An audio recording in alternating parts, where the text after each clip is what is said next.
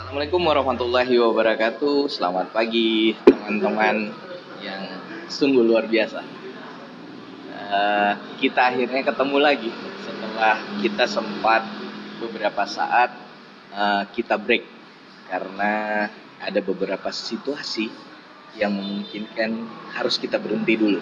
Nah, sekarang kita hadir kembali teman ngopi Devo. Hari ini menjadi hal yang istimewa, yang luar biasa, karena teman ngopi saya hari ini adalah seorang ikon Kota Makassar. Ini luar biasa. Ikon, itu kalau ikon berat itu. Ini kata-kata ikon ini berat.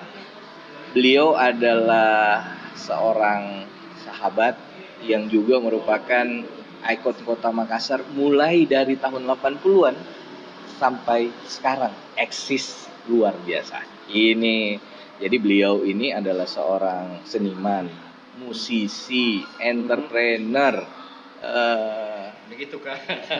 apa lagi ya? Minum kopi, coffee lovers.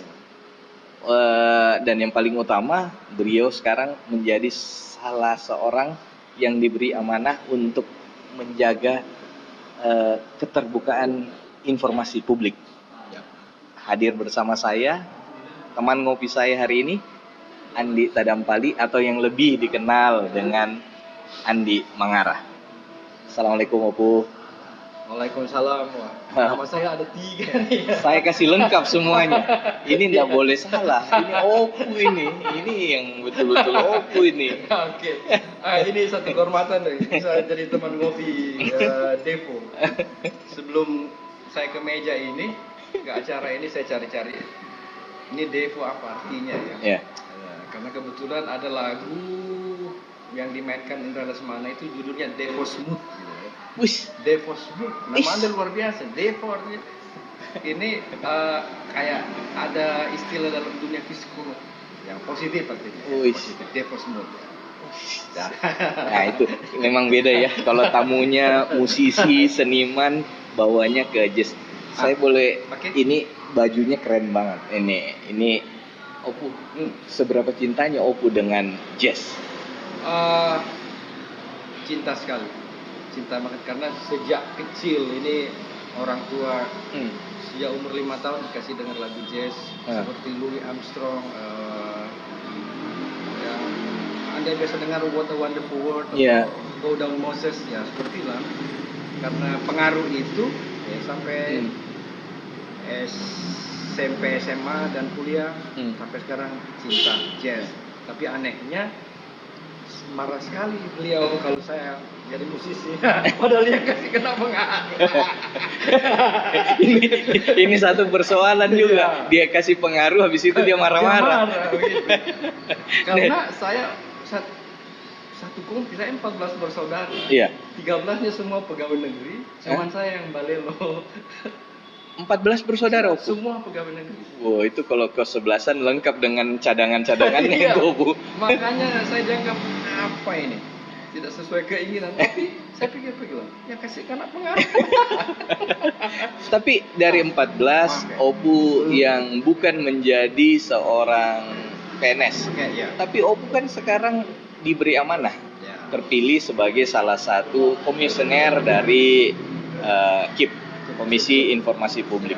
Itu sebenarnya ruang kerjanya hampir sama dengan PNS juga gitu. Nah itu ruang sekarang jadinya gimana sih bagi waktunya Opu? Ini yang saya dari dulu itu mau tanya ke Opu.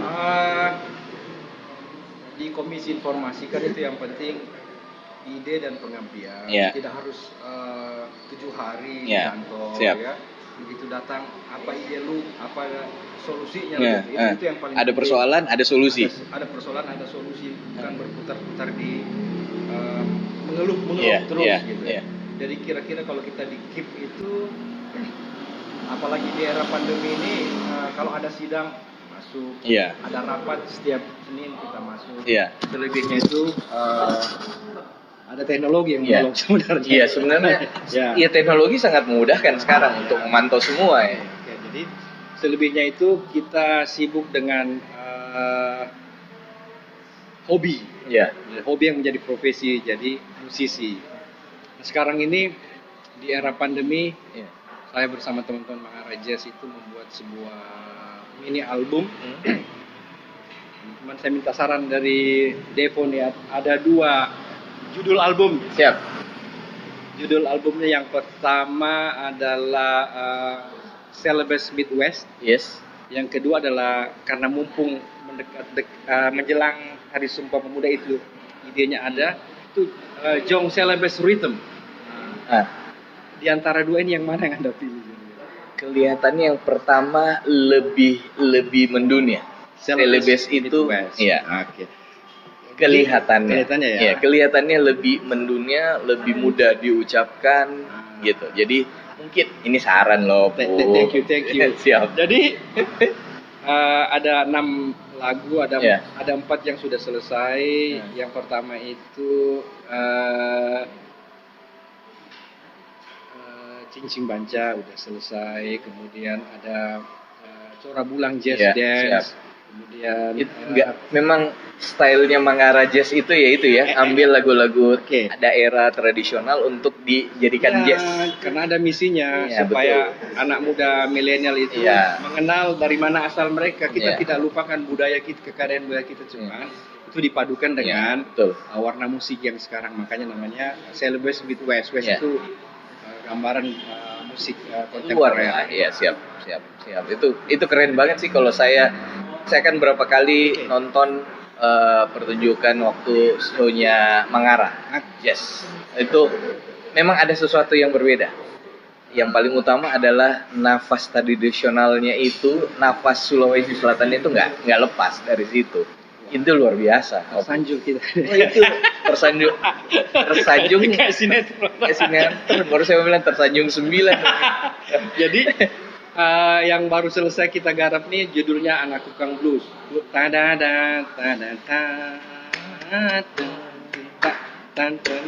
Terus Pakarena Jazz Dance sudah selesai. Dan saya waktu masih 80-an lah.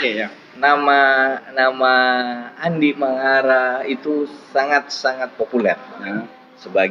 Karena ada waktu itu ada salah satu stasiun radio di mana Andi Mangara ada di situ. Dan radio ini adalah salah satu radio paling populer yang ada di Kota Makassar. Itu boleh cerita sedikit nggak, Opu? Di era 80-an itu, sekarang ini kan kalau saya lihat nih, sekarang ada tren kembali lagi nih ke arah 80-an. Sepatu-sepatu itu yang dulu kita pakai Nike, Air Jordan, itu balik lagi. Sekarang model baju-bajunya mulai kembali lagi, sepatunya yang Converse itu kembali lagi. Kan, ini 80-an ke sini gimana Opul lihat? Kan fashion itu berputar. Selera musik juga berputar. Siap. Ya. Bisa cerita sedikit enggak pertama kali setelah tamat di Fakultas Hukum Unhas jurusan Hukum Internasional, ini saya bercita-cita pegawai negeri diplomat sebenarnya ya. Tadi di awal kita cerita ya. Kan waktu itu dari sekian ratus pelamar cuma 1 yang lulus itu dari istilah anak dulu nih Irian Barat. Jaya bukan Papua, Irian Barat. Iya. Siap. Ini ketahuan angkatannya.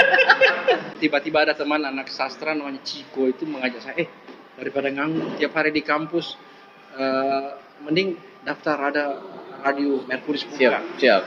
Langsung saya melamar karena radio itu saya dengar pertama kali sejak SMA kelas 1. Betul. Betapa bangganya kita, idola kita,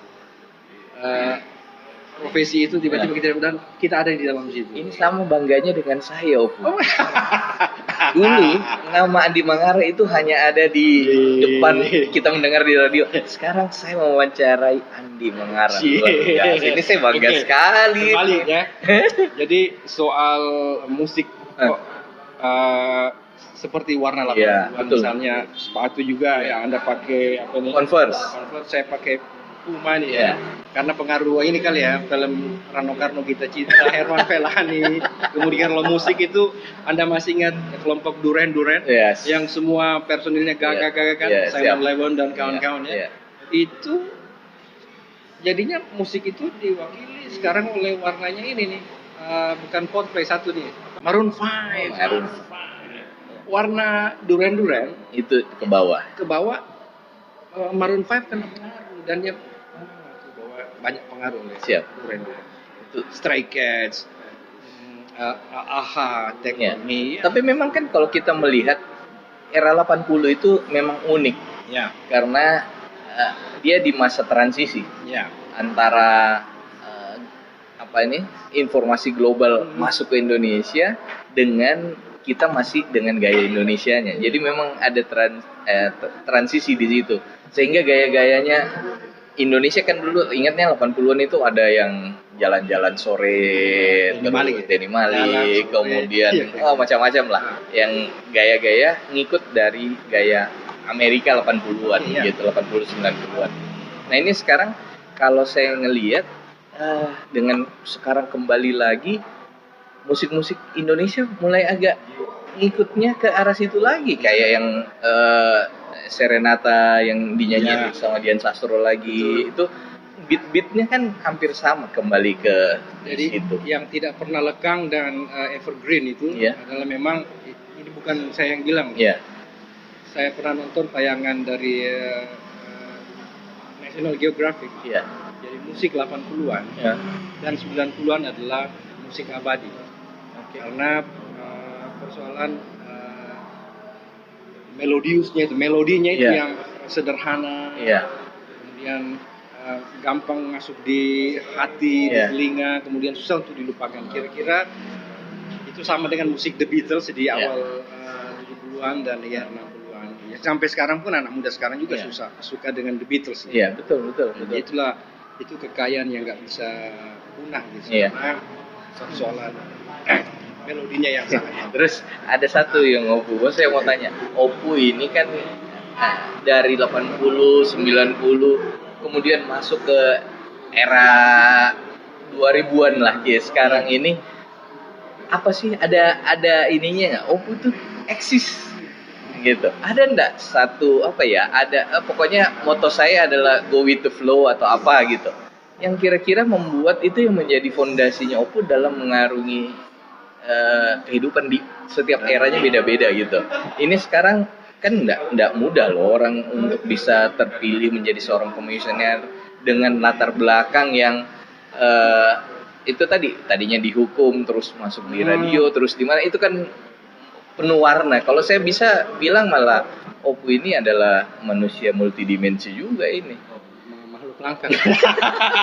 Cuman yuk bilangnya nggak enak. Kita kasih keren-keren istilahnya. Saya selalu diajarkan oleh guru saya yang aktivis, guru SMA yang aktivis namanya Abdullah Dola, yaitu angkatannya Pak Taslim Arifin, zaman Dewan Mahasiswa, bahwa kamu harus jadi orang itu berkarakter. Yang kedua,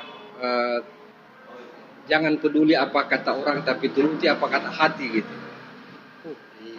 Jadi kalau zaman boleh berganti tren, boleh keluar masuk, tetapi yang penting adalah substansinya.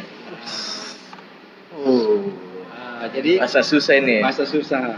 Jadi kamu hadir harus, kalau pesan-pesan agama harus bermanfaat buat orang lain. Bahasa agama dimanapun. Gitu ya. Itu mau jadi seniman harus bermanfaat. Mau jadi anggota komisi harus bermanfaat. Mau jadi ini harus bermanfaat gitu. Jadi seniman pun harus bermanfaat kan? Minimal dia menghibur, menyenangkan. Minimal dia menemani orang. Minimal ada yang menjadi pembelajaran dari kehadiran, kira-kira gitu. Bill Saragi, si yang tokoh jazz Indonesia itu pernah bilang begitu. Seniman itu mestinya semua masuk surga karena dia menghibur orang, membuat orang senang. Jadi lain dengan pasal-pasal yang tidak menyenangkan, ini dia menyenangkan orang. Betul. Iya. Mestinya ya. Orang menyenangkan dia sambil bercanda gitu. Mestinya, karena kan tujuannya menghibur, menyenangkan orang, membuat mungkin yang tadinya udah mau putus tiba-tiba jadi. Opu, ada yang satu lagi yang perlu juga saya harus tanya. Ini kan Opu Ada dulu saya ingat sekali tuh di saya akhir 90 dengan awal 2000-an.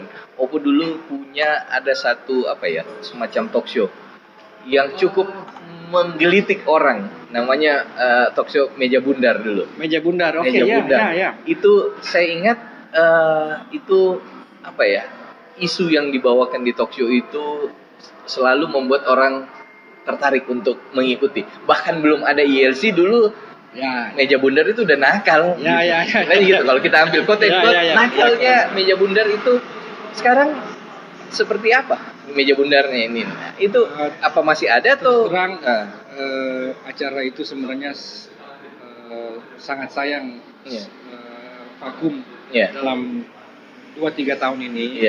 Pertama karena pendiri dan personilnya itu sudah berpulang, ada Hidayat Nabi Rasul, A.M. Mokhtar, semua, dan beberapa yang lain. Tetapi saya secara pribadi sih berharap acara ini berlanjut dan dia bisa muncul dengan dengan isi yang sama, visi yang sama, cuma dengan warna yang berbeda sesuai zaman Karena perlu sekali ada suara-suara penyeimbang. Saya SMS teman saya kemarin, sorry ini masih jadul SMS, jarang orang pakai WA ini kentara jadulnya. Ini saya harus buka sedikit. Oppo ini termasuk salah satu orang dari tadi dia bilang saya langka karena nggak punya WA, tidak punya WA, HP-nya Nokia jadul. HP-nya yang masih Nokia yang jadul. Jadi kalau kapan kita kirim foto, siap-siap saja dia bilang di mana dicetak. Berapa kutip ada sisanya 2, ada bonus 2. Ini kalau sama Om kita langsung teringat 80 memang. Terus teman saya bilang gitu, generasi Nadia kalau ketemu Andi Wangara nih dunia seolah nggak berputar. betul. Kalau nih kita kalau Meja Bundar dihidupkan kembali, kira-kira konsepnya akan kita buat, ada keinginan nggak untuk hidupin lagi gitu? Kalau memang ini saya sih siapa aja di warkop teman ngopi ini. Betul nih, Bos. Oh, siap. Siap. Kalau keinginan itu ada, ayo kita mulai, karena saya melihat dalam 2 tahun terakhir ini suara-suara alternatif, suara-suara penyimbang yang tidak destruktif tapi konstruktif, bukan provokatif gitu. Ini konstruktif. Itu jarang muncul begini. Jarang muncul. Jadi kita perlu sesuatu yang lain, itu 2 hal, mencerahkan dan membangun optimisme. Dan biasanya dengan Meja Bundar itu bisa muncul ide-ide seperti begitu. Pesan-pesan lewat seni itu pemerintah lebih senang dibanding dengan suara protes yang di jalanan dan keras. Lihat mural misalnya, di mural saya tertarik di mural di Jakarta itu. Kompetisi bola dikasih tanda silang. Pendidikan di tanda silang, sekolah, tapi pilkada dikasih tanda jalan. Contreng. Itu kritikan yang luar biasa sebenarnya kalau dia masuk di medsos. Itu pemerintah dianggap tapi kalau karena itu lewat seni itu bisa lebih berterima begitu. Bagaimana Rendra dengan puisi-puisinya, Iwan Fals dengan lagu-lagunya pemerintah, meskipun mereka pernah di penjara si burung merak itu, dan Iwan Fals mungkin beberapa kali konsernya gagal, tapi misalnya nyampe ke pembalakan hutan dan macam-macam dan erosi, tapi kan pemerintah sadar gitu. Jadi sebenarnya paling tidak caranya aja. Suaranya akan lebih, mungkin suara itu akan lebih nyampe kalau disampaikan dengan suara yang nyaman, yang enak didengar terima dibandingin orang teriak-teriak. Betul. Jadi ada sedikit tawa, ada canda. Kemudian serius lagi, tetapi substansinya goal gitu masuk. Ini pesan ini saya mau sampaikan kepada pemerintah, kepada DPR ini yang bayangin aja kalau ide ini berat, ini istilahnya juristokrasi. Tetapi kalau di Meja Bundarkan, pesan itu sampai yang mestinya urusannya ini ada pada ranah eksekutif misalnya. Tapi kan kalau di Meja Bundarkan jadi gampang dicerna. Karena mungkin saja yang akan jadi narasumber adalah yang bisa membahasakannya lebih bahasa masyarakat. Kemudian masyarakatnya bertanya dengan bahasa lantai, bukan bahasa langit-langit. Iya. Betul. Ini luar biasa. Mudah-mudahan bisa terwujud, Bu. Saya sangat berharap. Saya sangat berharap mudah-mudahan bisa. Terus yang terakhir ini, Opu. Yang terakhir sekali. Apa yang ada di harapannya Opu? Ini kan sebentar lagi tahun 2020 ini kita bergelut dengan masalah pandemik. Ekonomi kita terpuruk. Kemudian kita melihat banyak sekali persoalan-persoalan muncul di situ. 2021, apa yang menjadi harapan seorang Andi Mangarah? Badai politik pandemi dan pandemi politik segera berakhir, kemudian pemerintahnya saya kira becus mengurus negeri ini, kemudian negeri ini punya rakyat yang terdidik dengan partisipasi aktif yang konstruktif. Jadi kan seperti tujuan Komisi Informasi Undang-Undang Keterbukaan Informasi Publik sebenarnya itu adalah membuka cakrawala, kemudian membalik cara pandang yang tadinya negara tertutup jadi terbuka. Kalau pemerintahnya terbuka, siap untuk dikoreksi, kemudian rakyatnya masuk dengan partisipasi aktif dan produktif. Jadi rakyatnya harus cerdas, pemerintahnya harus terbuka.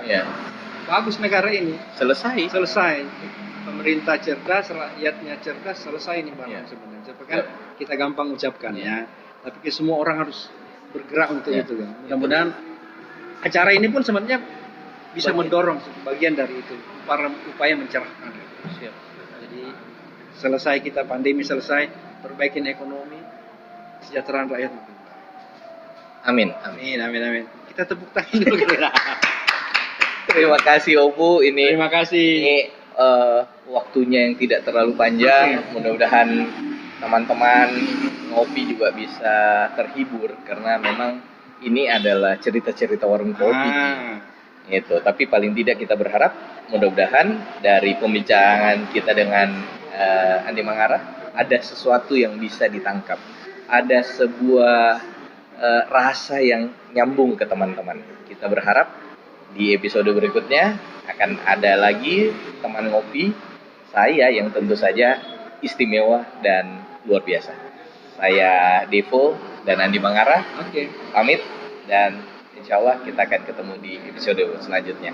Jangan lupa ya, subscribe, like agar kita bisa terus sama-sama. Assalamualaikum warahmatullahi wabarakatuh.